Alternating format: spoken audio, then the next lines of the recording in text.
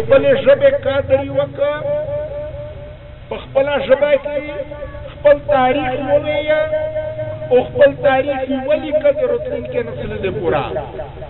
هغه قوم تل آزود وي، څوک غلام کولی نه شي، د هغې ذهن څوک نه شي غلام کولی، د هغې کلام څوک نه شي غلام کولی.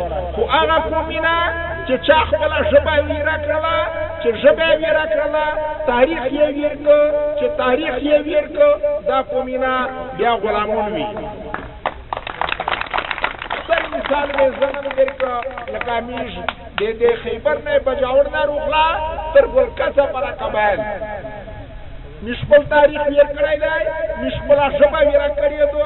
قبایل سړی په اردو کې خط لیکلی شي، په انګریزي کې خط لیکلی شي، خو په پښتو کې خط نشي لیکلی.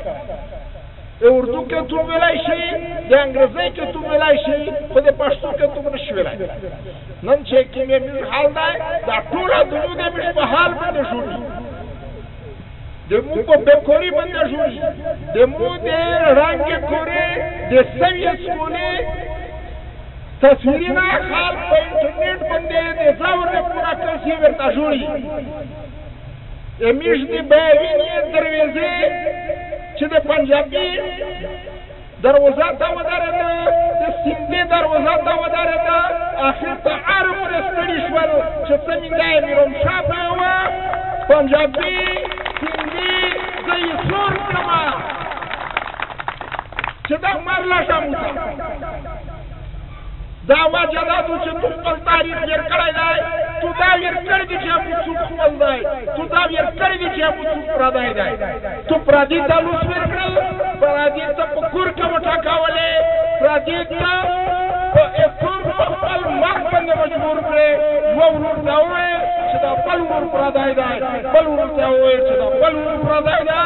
تر نن ورځې پورې دا اولادو ورور په ورور باندې ویشي، ورور په ورور باندې رنګوي. د پښتانه سکول په پښتانه باندې سویږي، پاتې چې کیمادو ته یا تپړې ورته لکاوي زنده‌باد ورته یې. دا خپله ژبه ویره کړې ده، چې ژبه دې ویره کړه، خپل تاریخ دې ویر کړی دی، چې تاریخ دې ویر کړه، څوم دې ویر کړه، مزال دې ویر کړه. سول درته کومه چې پښتو ته مخ وړوئ، پښتو ووایئ، پښتو کې خبرې وکړئ، پښتو په د دکانې په بولډینه باندې په پښتو ولیکئ، د کورې نامینه په پښتو باندې ولیکئ، د پښتو تاریخ ووایئ، د خپلې پلارې نیکې تاریخ ووایئ. په ناورس کې د دغې نن ورځې حال د خپل تاریخ په رڼایي کې وکړئ. دا وارث نه دو، داس مشکل په پښتونه باندې بیا بیا راغلی که تاریخ ووایئ. خو دې مشکله د اصل پوره خپل لوس والا ور کړی دي، چې خپل لوس والا ور کړی دي. پردای پېژندلی دی چې پردای څوک دی، دی پردای اصلی دی چې پردای اصلی دی. په ناول کې د کور جوړ کړی دی چې تر څو پره پردای پر جوړه دی نیولی، چې ته پردای یې تر هغه پردای در بدر دی. ډېر تشکر. د مور یې